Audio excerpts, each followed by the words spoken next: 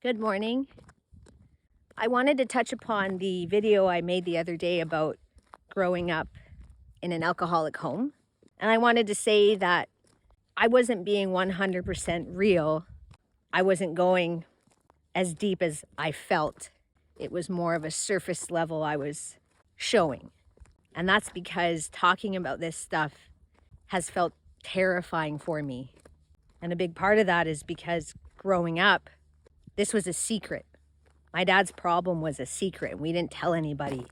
We didn't talk about it amongst ourselves, let alone tell anyone outside the family.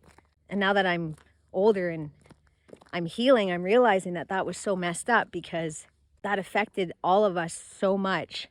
And it became this big, awkward elephant in the room that we weren't able to discuss or share our feelings about. So that's why I have reservations about talking about it. What I'm also learning is that for me, when I talk about it, I heal. And that's why I like making these videos so much.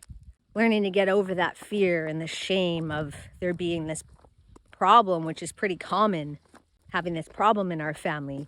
Because to me, in my opinion, the only way we can heal is if we let things out. And there's nothing to be ashamed about, like I said. For me, the most difficult part of growing up in an alcoholic home would have to be my relationships. I'm seeing that now, looking back on my life. Friendships, partnerships, they were all strained because my initial relationships when I was young with my dad made me believe certain things that were absolutely not true about myself and about life.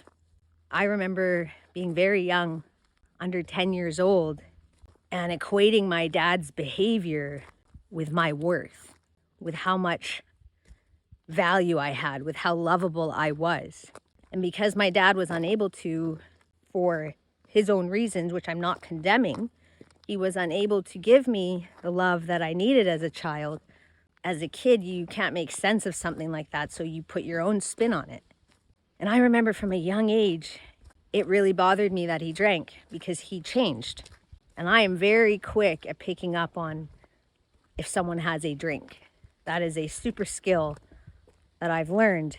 The street smart part of growing up in an addict home, because you have to be able to pick up on that stuff because that's what keeps you safe. And a memory for me that doesn't go away, comes up often, is going into the garage. I remember creeping down there and slowly opening the door because I knew my dad was in there.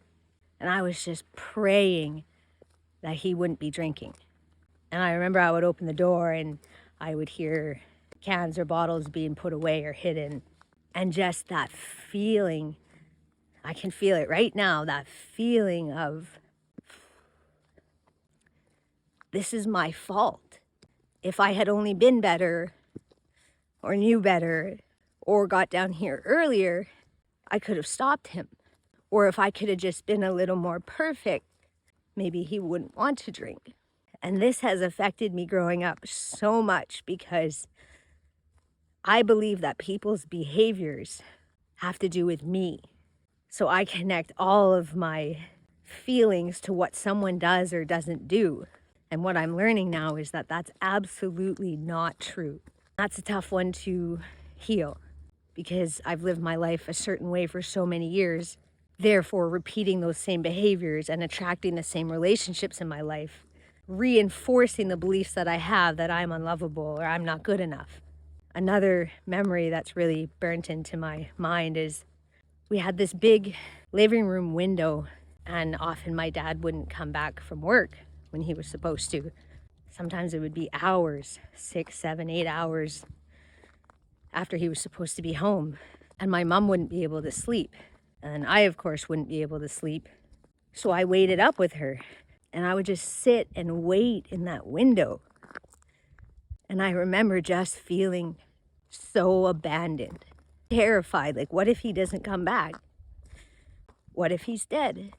And I quickly learned that I'm not okay unless the people around me are okay. And my dad often wasn't okay. So I took that upon myself as my goal, as my job, to make sure he was okay all the time.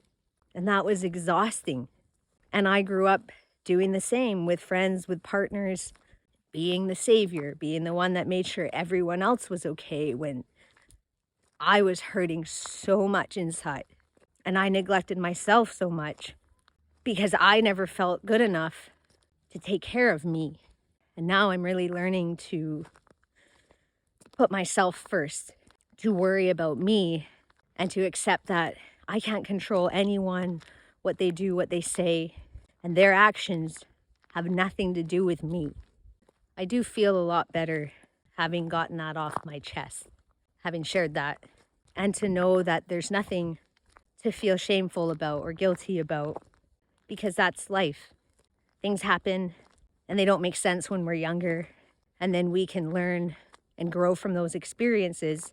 And that's what I feel life is about, just learning and growing and becoming a better version of yourself than you were, instead of taking what's happened to you and using it as an excuse to not do better, to not be better. And it's taken me a lot of years to start putting myself first, because I never learned how to.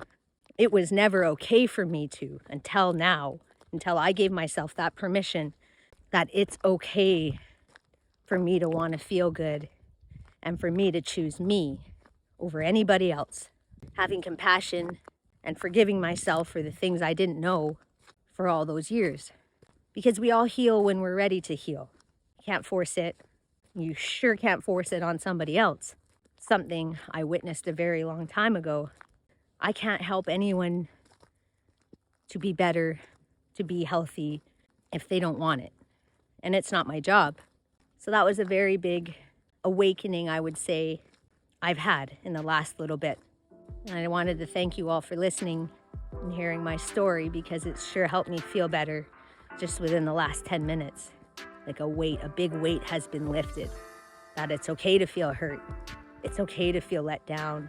And to always remember that there is no situation too bad that you can't heal your way out of. At the time, it may seem very difficult, because I know I sure felt that there's no way I'll ever feel better, that pain and anxiety would ever go away, that feeling just that I'm not right and I'm not good. And I'm telling you, it slowly is going away. And I'm feeling a lot better these days. So thank you all again. And I hope everyone has a great day. Bye.